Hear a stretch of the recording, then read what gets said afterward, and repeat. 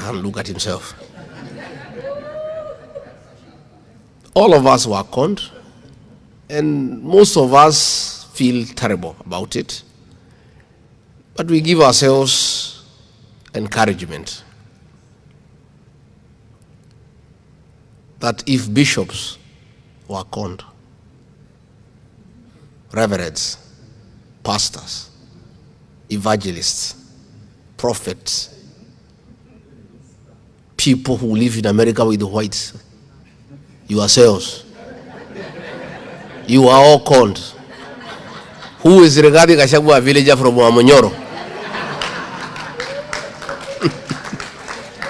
And you know why most of us fell into this trap is because we are Christians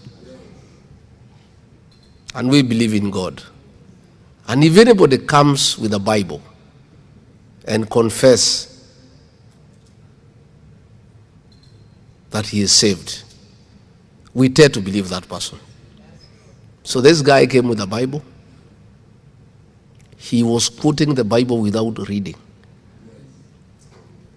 From the book of Genesis to Revelation. He would sing all Christian songs in all local languages.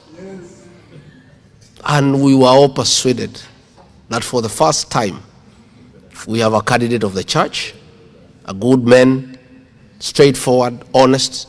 We all believed him and we gave him our vote. And most of us went out of our way to campaign for him very aggressively. And he became president. 1 year into the leadership, I realized I had been conned and Kenyans had been conned. And I started asking questions. And it became difficult for me to stay with him because I am truthful and he is a liar.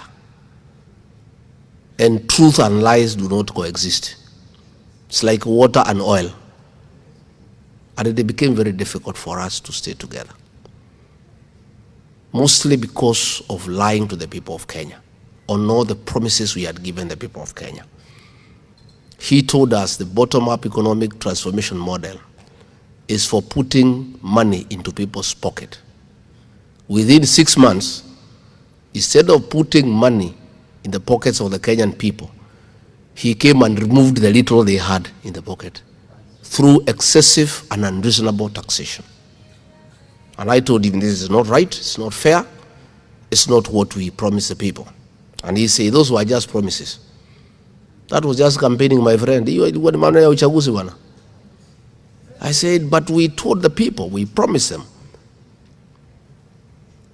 Along the way, it became very difficult because we did the exact opposite of what we had promised the people. We had told the people of Kenya we shall never carry out evictions and demolitions without giving people adequate notice and giving them alternative accommodation. And that started in earnest. When I raised it, I was told off. Corruption, stealing of public funds. The e-citizen platform is a conduit for theft of public funds. The Auditor General has issued a report to say those funds cannot be traced. More than 45 billion Kenya shillings that have been collected through the e-citizen. That money cannot be found anywhere. The affordable housing program is a con. Governments all over the world don't put up houses for people. Governments provide services, roads, water, electricity, drainage, sewage. And then the private sector will do the houses. Mwai Kibaki, the celebrated third president of the Republic of Kenya, never did any housing program as a government program. But he did put up the Thika superhighway. He opened up all the bypasses. And the houses came up on their own without his intervention, without any government intervention. That's the way you do housing. You don't have to do houses. You just put up the infrastructure and the Kenyan people will do the houses. So things became very difficult. The opposition was captured. Raila was bought and pocketed, and he started singing he became a member of the praise and worship team. But he became the soloist. Parliament was captured. All institutions of oversight were captured. And there was nobody to talk for the people of Kenya. As it happens, nature abhors vacuum. Amen. So, since there was nobody to talk for the people of Kenya, some little boys and girls not known by anybody before, called the Gen Zs, came up to fill up that space and started demanding transparency and accountability for the people of Kenya. They started challenging taxation. And that is where now I differed completely with William Ruto. He went for these children with brutal efficiency. Young children were abducted and held incommunicado and tortured into silence. Then the killing began. And that's when I told him it is not acceptable and I cannot be party to it. Because one, I'm a parent, I have young boys of the same age. Two, I'm a Christian. Number three, I'm a human being. And I said no. So 2024, June 24th, a decision was made to kill our children.